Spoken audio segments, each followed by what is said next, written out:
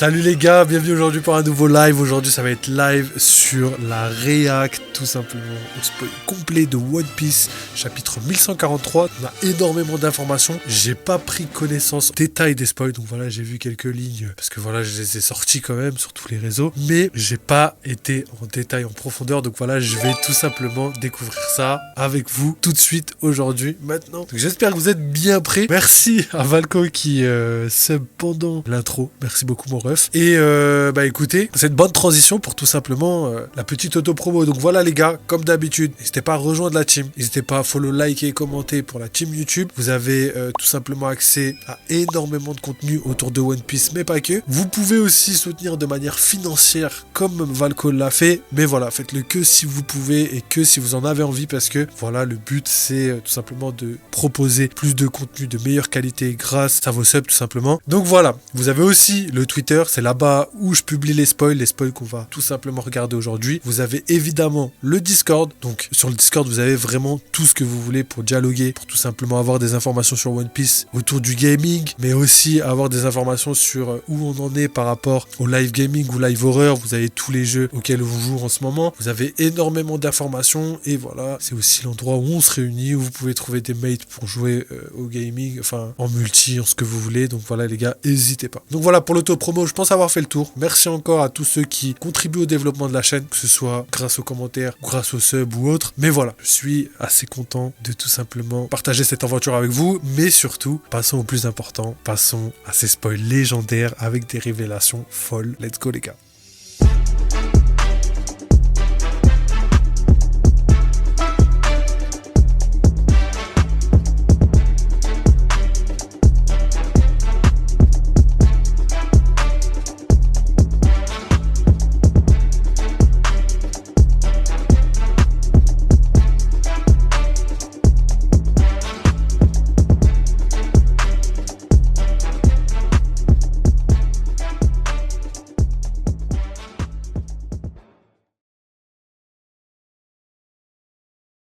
Donc let's go les gars, préparez-vous pour ces spoils légendaires parce que voilà, on va tout simplement react et analyser en profondeur tout ce que le chapitre peut nous donner comme information. Donc c'est parti, je pense qu'on est prêt à commencer. Chapitre 1143, spoiler complet, le titre c'est Chevalier Divin. Donc voilà, c'est un chapitre de 19 pages, dont 2 pages en couleur liées au color spread et 17 pages normales en noir et blanc. Donc voilà, chapitre assez conséquent, on est content, on remercie Oda pour ce retour en force, sachant qu'en plus de ça, la semaine prochaine, il n'y a pas de pause. Je vous spoil directement, mais au moins vous êtes au courant.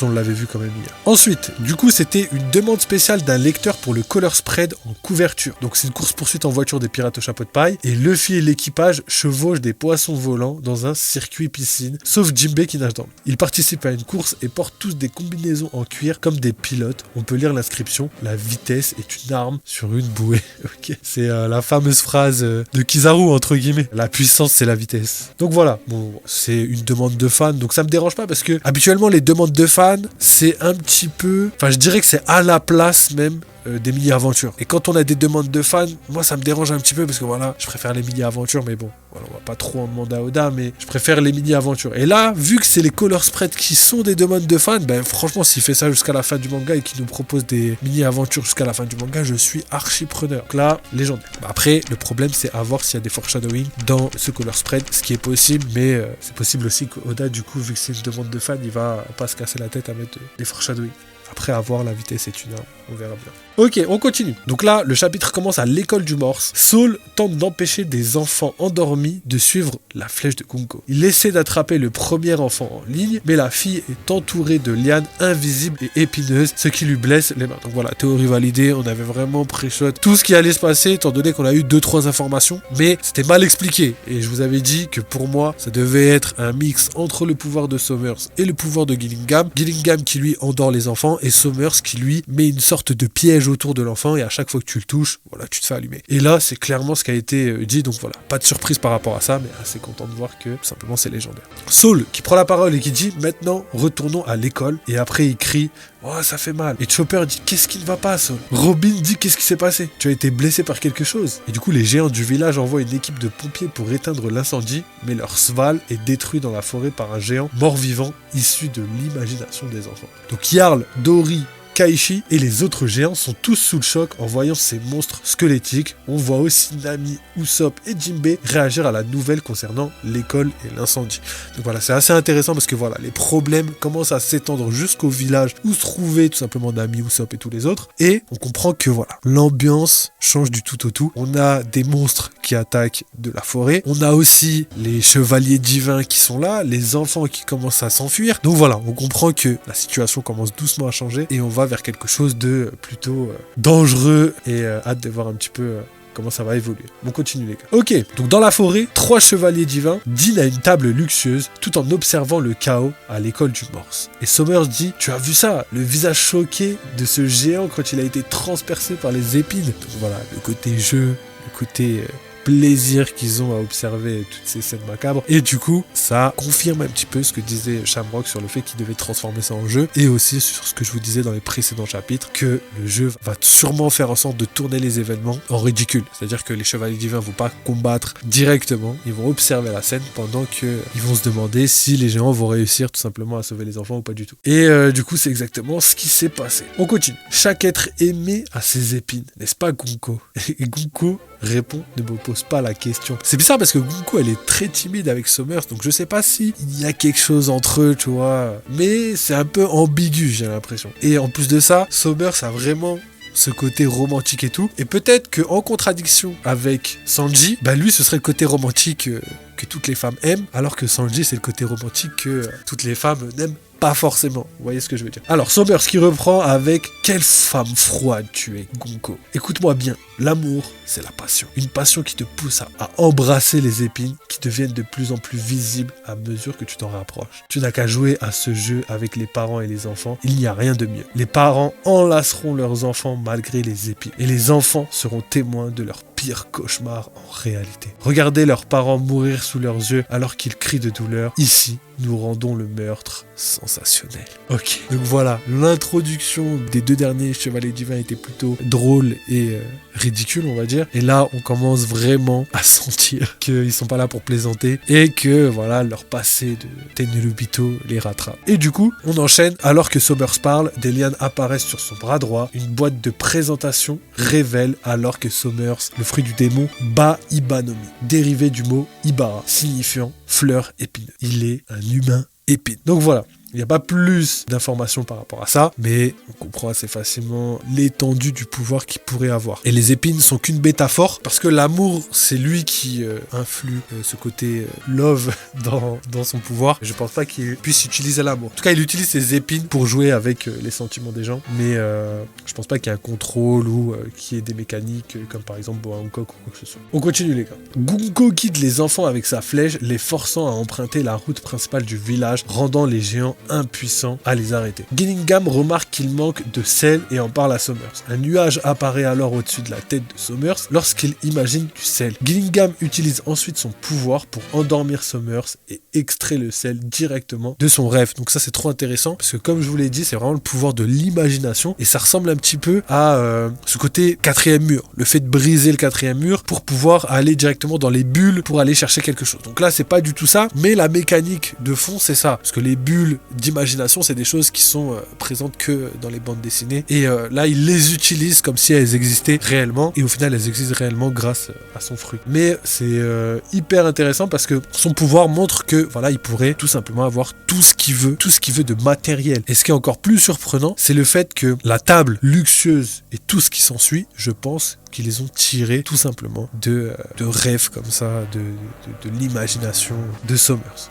Donc ça, à voir comment ça va être, mais j'ai hâte de voir jusqu'où ce pouvoir peut aller, parce que voilà, on est quasiment illimité en termes d'imagination. En tout cas pour les objets. Pour les humains, on a vu quand même que c'est assez rudimentaire comme monstre, il n'y a pas d'intelligence ou quoi que ce soit pour l'instant. On verra par la suite. Alors, une boîte de présentation révèle alors que Gillingham possède le Ryuryonomi, modèle mythique Kirin. Il est un humain manifestant les rêves. Voilà, ça c'est assez intéressant puisque voilà, la phrase définit quelque chose de complètement différent par rapport à ce qu'on a tout simplement vu au début. Donc c'est bel et bien un dragon modèle Kirin, mais c'est un humain manifestant les rêves. Ça c'est assez intéressant. Tu vois. Et Gillingham qui dit « Oh, du sel Aspakroc, digne d'un fin gourmet, tu peux te réveiller, man. » Et Summers qui dit « Wow, à propos des MMA que tu as matérialisés, à partir des rêves des gamins. Donc voilà, ce chapitre n'explique pas encore ce que signifient les initiales MMA, mais en japonais, elles se lisent Muma. Et du coup, Gillingham répond, bien sûr qu'ils courront avec les enfants, et ce sel est incroyable. Gunko, donne-moi un peu aussi. Et du coup, Gunko devient comme une enfant lorsqu'elle goûte la nourriture de Gillingham, la trouvant délicieuse. Mais son visage reste caché sous ses bandages. Gillingham explique que cette nourriture a du goût,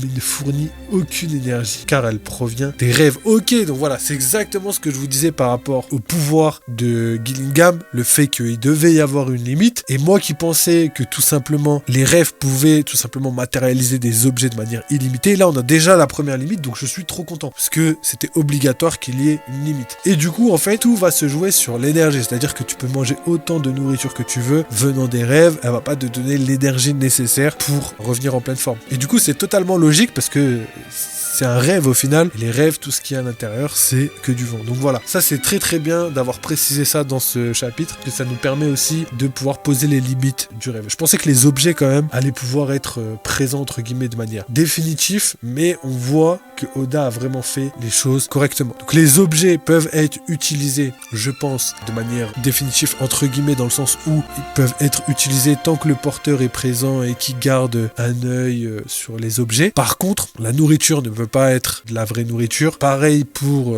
tout simplement tout ce qui est énergique. Je pense que par exemple, si tu devais avoir une arme antique ou quoi que ce soit, l'énergie dégagée serait pas une réelle énergie. Par contre, ce qui est assez intéressant, c'est de voir est-ce que les monstres peuvent être vraiment destructeurs. Et ça, je pense que oui, parce que du coup, c'est ce qu'on a vu un petit peu dans les précédents chapitres. Donc si les monstres sont destructeurs, pareil, à voir jusqu'où la limite va se faire. Donc voilà, pour l'instant, j'ai l'impression que c'est que des images un peu bizarres, pas de gamme entre guillemets, mais à voir si par exemple on allait voir les cauchemars de Somers, est-ce qu'il y aurait par exemple quelqu'un d'ultra bien fait, quelqu'un d'ultra puissant qui pourrait se matérialiser. Donc ça reste encore à prouver. Donc dernière partie de cette petite réact. Somers se plaint que le jeu sera trop facile puisqu'ils peuvent transporter les enfants jusqu'au navire sans problème. Gunko lui répond qu'un événement inattendu se produira car l'empereur au chapeau de paille est aussi à Elbaf. Donc voilà, ça c'est trop bien parce que ça veut dire que tout le monde est au courant que Luffy est à Elbaf, et quand je dis tout le monde, c'est tous les chevaliers divins. Donc ça montre que eux sont déjà préparés entre guillemets à tout ça. Et il y a une forme de crainte aussi, étant donné qu'ils l'ont bien appelé l'empereur chapeau de paille, tu vois. Donc ça montre que voilà, il y a une certaine crainte, mais en même temps ils sont sereins, c'est-à-dire qu'ils sont pas là en mode quoi, il est là donc on va devoir partir. Non, ils se disent ok, ça va être trop facile, il y a un petit truc qui va nous gêner, mais on va voir, on va essayer de s'en sortir. Et j'ai l'impression que potentiellement ils le sous-estiment pas, mais peut-être qu'ils ont la force nécessaire pour le contraindre, à condition voilà qu'ils s'y mettent tous en même temps. Donc à voir, ça reste encore à prouver. Et voilà, s'ils sont très forts, ne serait-ce que level premier commandant, Luffy 3 contre 1 ça va être compliqué. Heureusement il y a Zoro, il y a Sanji, mais voilà, 3 contre 1 ça pourrait être compliqué pour lui. À voir, on parlera de power scaling tout à l'heure. Les chevaliers divins remarquent que les enfants sont sur la branche numéro 8 en direction du feu, mais Somers dit que si ce groupe échoue, un autre prendra leur place. Dans l'outre-monde, Loki menace de tuer tout le monde. Dans une double page épique, Luffy utilise une nouvelle technique appelée Ude Fuzen, donc ballon de bras, similaire à Hon Fuzen, ballon d'os. Mais il ne gonfle que son bras droit. Luffy frappe Loki avec un coup très léger et Loki tombe inconscient. Donc voilà, on change complètement de scène. Pour terminer avec l'autre scène, je dirais juste que les chevaliers divins, voilà, ils ont bel et bien l'intention de prendre les enfants, quitte à les tuer, et ils sont prêts à tout pour réussir leur jeu, et ils prennent pas la situation réellement au sérieux. Et ça montre aussi leur puissance et le fait qu'ils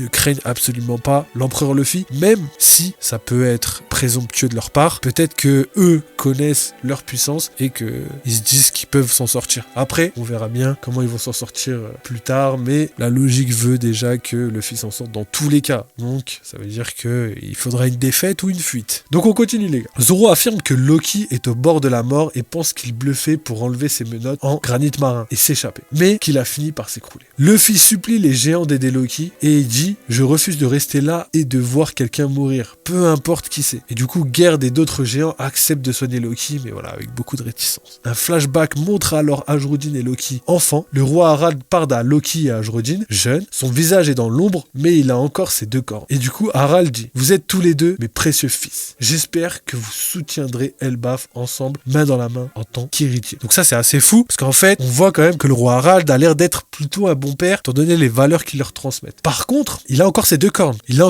Ça veut dire qu'il les a gardées longtemps et qu'il les a retirées vraiment à la toute fin pour tout simplement montrer que voilà, il ne doit pas y avoir de différence entre quelqu'un qui a des cornes et non. Donc voilà. En tout cas là, le roi Harald commence à remonter clairement dans mon estime. Ensuite, on a Loki enfant qui bat facilement Ajrudin avec un kanabo à pointe semblable à celui de Kaido. Donc voilà, c'est assez intéressant parce que Kaido, je pense que dans ses ancêtres, il doit avoir des ancêtres communs à ceux des géants cornus. Ça expliquerait pourquoi il a ce côté corne, ce côté Oni, etc., etc. Donc je pense que voilà, il y a moyen qu'ils descendent tous des Oni, tu vois. Et que les Oni, plus un géant, ça donne plus quelque chose comme Loki. Et les Oni, plus un humain, ou peut-être un boucanier, je sais pas, ou n'importe quelle autre race, donne plus quelque chose comme Kaido. Donc voilà, c'est très probable. On verra un petit peu dans le futur si on a plus d'informations sur les races. Mais ça me semble totalement obvious pour l'instant. Et du coup, Loki dit, tu plaisantes. Il est hors de question que j'accepte un avorton comme toi, comme mon grand frère. Souviens-toi, tu es un bâtard, pas un vrai fils du roi. Ajrudin, ta mère vient d'une lignée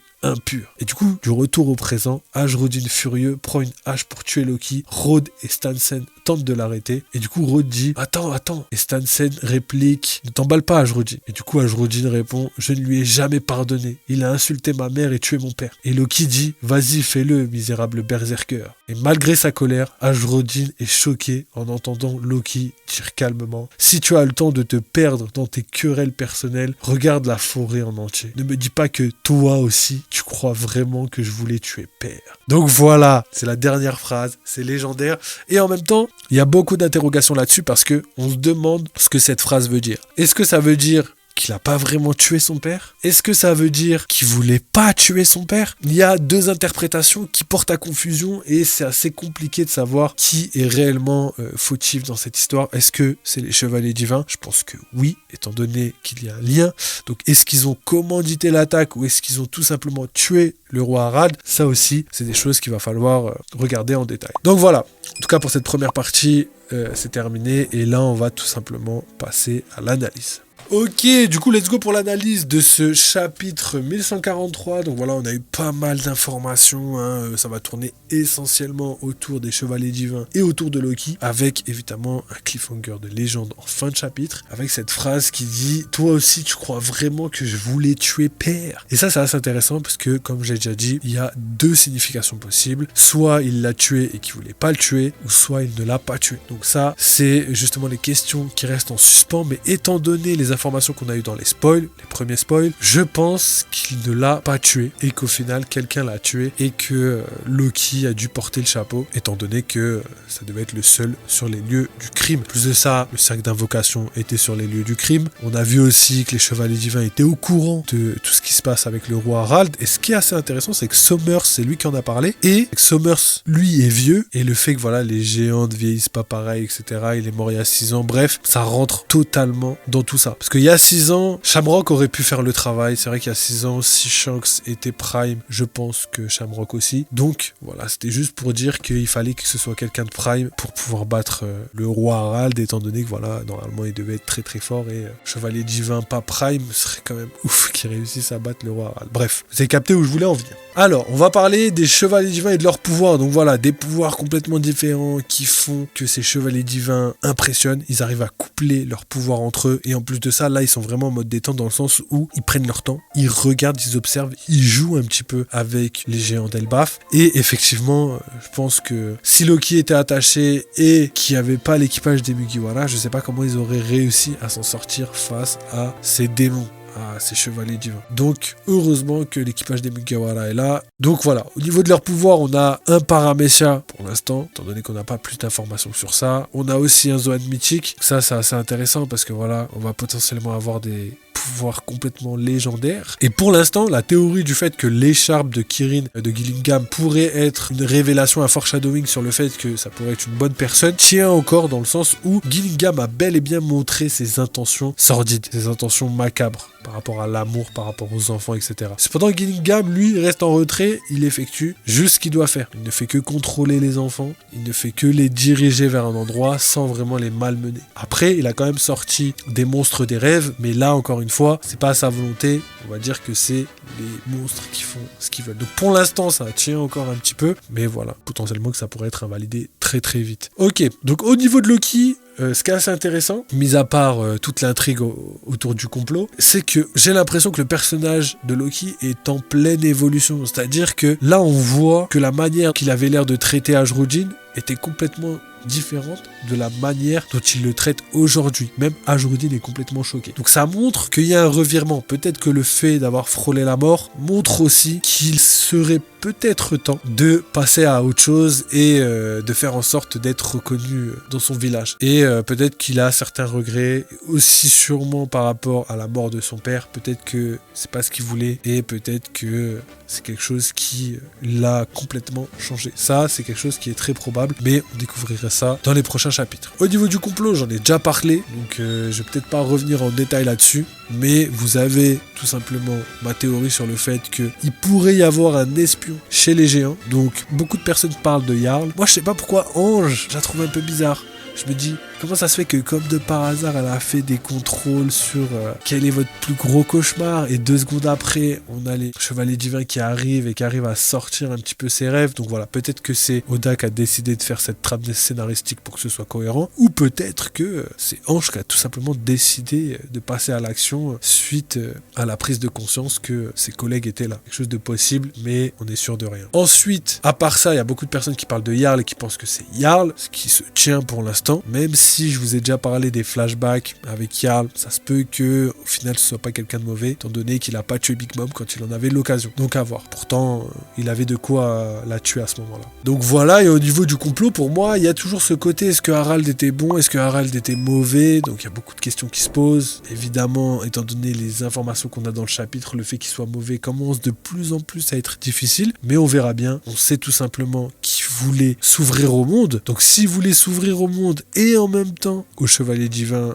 au Gorosei, au gouvernement mondial, pour moi, c'est une mauvaise personne. Et le fait que le cercle magique soit dans son château veut dire qu'il est complice et que c'est bel et bien Loki qui l'a tué pour arrêter son père de prendre de mauvaises décisions. Ça, c'est la théorie 1. Et la théorie 2, c'est que le roi Harald est gentil et qu'en fait, il voulait ouvrir Elbaf au monde, mais pas au gouvernement mondial parce qu'il avait remarqué que c'était tout simplement de mauvaises personnes. Et du coup, il a décidé tout simplement les écarter entre guillemets, ce qui n'a pas plu au Chevalier Divin et ils ont dû passer à l'action, ce qui explique la raison de sa mort. Et en même temps, ils ont fait en sorte de faire porter le chapeau à Loki pour que Loki prenne totalement la sentence, alors que c'est pas du tout lui qui a effectué ce meurtre. Donc voilà, ça c'est les 2 théories qui tournent et qui sont pour moi les plus cohérentes. En tout cas, moi c'est les 2 théories que je suis depuis le début d'Elbaf et je suis vraiment sûr que ce soit l'une ou l'autre. Mais ça reste que mon avis, comme je le dis à chaque fois. Ok, donc on termine avec les races. On a quelques petites informations par rapport aux races et ça c'est assez intéressant parce que voilà, on voit tout simplement que Oda